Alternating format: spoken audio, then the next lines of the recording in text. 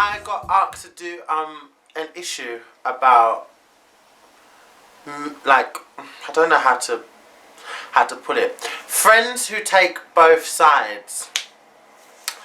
And this is actually a good topic because I used to be one of those people, like the mediator, and then I grew from that and I learnt my lesson.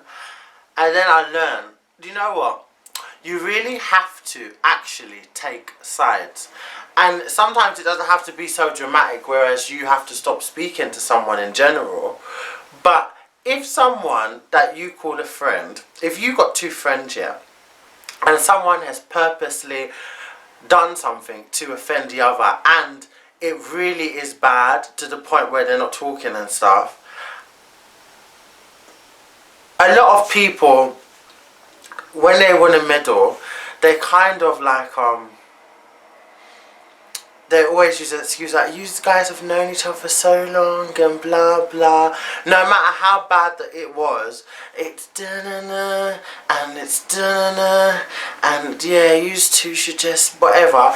That type of meddling is so annoying. When I mean my feelings, I'd rather just deal with them and let things happen naturally, because it's just like you being friends with someone for the sake of everyone else, and just because I happen to see that person, just because we happen to be in the same friendship group, it doesn't mean that we have to talk. I'm mature enough to be around you side by side and not talk to you. Like, I don't care like that, but I don't like when people push, and yeah, that is annoying. So you got the good ones that do that and really at the kind of their heart, and then you've got the ones where they're sly as well as being messy. So they're the ones that like, well, I'm not getting involved. At the end of the day, you know, I can see both sides. What is annoying about that is because sometimes it literally is black and white, and then they still say that they can see both sides. That's when you know a messy person. Because regardless of what side, you have to look at what is worse. And then you have to look at how someone is really affected. And then you have to look at how that person affected that person and still hasn't acknowledged the fact that they're hurt by what they've done or said or whatever's occurred. And you just be in middle and kind of just being there like, I understand that person, but this person is really hurt. It kind of shows that you condone that type of behaviour. Because for me, yeah, this is like, if I'm in a position where I'm friends with two people, right, and one person has seriously offended the other person, I'm going to tell them about themselves, and if they don't understand that, then it's going to cause friction between us, because if you're going to do that to someone and you can't acknowledge what you've done, how the hell can we be friends? How do you value my friendship? So I'm not going to sit there and defend both sides of the thing, because if someone's definitely done something wrong, and if someone, even if it's, they've both hurt each other, but sometimes it's not just as bad. Sometimes there's always something worse, or something that that person should not have said that has to make them succumb and really like own up to what they've done and where they've gone wrong in order for anything to move forward. But if that person is so prideful and can't even do that when they've evidently done and affected someone that they're so-called friends with, then I'm sorry. Me, I can't. It would make friction between us, for one. For two, it definitely would make a distance if there's not a friction. And for three, you need to just analyse, like, that's someone that will never have your back. And people, because when that person's bitching and talking about you, that person who's in the middle, who understands both sides, will never be like, nah, don't say that, no, that's not, you know what, you're not talking to him, and I can understand that. I don't agree with, I can see where both of you come from, but we're not going to do this. Like, at the end of the day, I still care about him, or I still care about her, so I just, you know, let's just not. But a lot of those people, Yeah, that's true. He does do that. And when they're sly and they're shading you, laughing along, but then come up in your face and still want to act a friend. As well as this person dissing you now, so now it's over cross boundaries, and you might not even be bitching at that person. You might be living your life and not even anything. But this person's still bitching, and that person who's in the middle is not even correcting them. But still, I understand both points.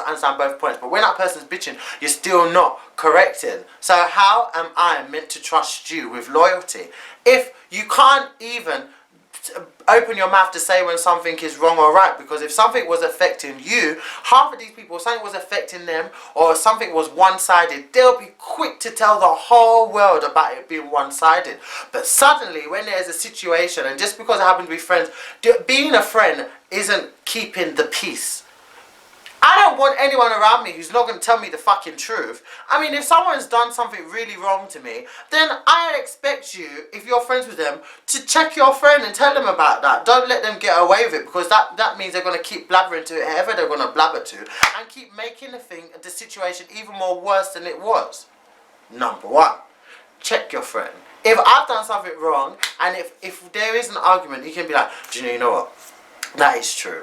What you did say there, how that happened, you could have done that differently. And I would think, I analyse things, you know, like I'm very self-critical as well. So, especially if I care about someone, I don't want, it hurts, you know, knowing that I could offend or I've affected someone that I actually care about. Yeah, because I won't call you a friend. So, if that's the case, I'd be like, okay, you know what, that's true. Maybe that is true, and I'll be able to see it, and then I can succumb and I can be like, you know what, and I see them, because it take me some time, you know what I'm saying, like, when I see them, if I feel like texting, I might text, but like, if I see them, I would like say hi and be like, you're right, whatever. But I don't know, I just don't deal with middle people, because a lot of people who are always in the middle of things, especially as an adult, you have to have a voice. You can't be my friend and not have a voice. If someone's done something wrong and they've offended me and you're friends with them, you need to be able to check that person about the wrong they've done. And if they still don't listen, just like me, if someone has offended my friend, yeah, and just because I happen to be friends with them, if they've offended them and then done something wrong, like literally, I'm not going to be here as someone who's nearly 30 and be like, well, you know, you guys, I understand both of your... Jesus!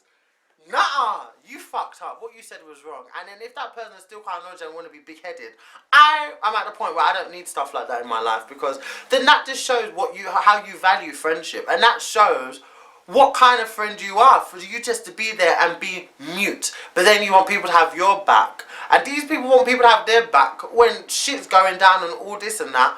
But yeah, you just have to be mute. Like, I can't do that. There's so much issues. There's so many problems. I've got into arguments with friends about friends. Literally. I've had middle people that have made things worse between me and the person that I'm not talking to. And then when we start talking, then we find out all of this stuff and this, and I'm just like, raw man, fucking hell, talk about lethal weapon. This is more than better the devil you know. These are wicked people, ha! They don't want to see not 1 ounce of happiness whatsoever. Imagine.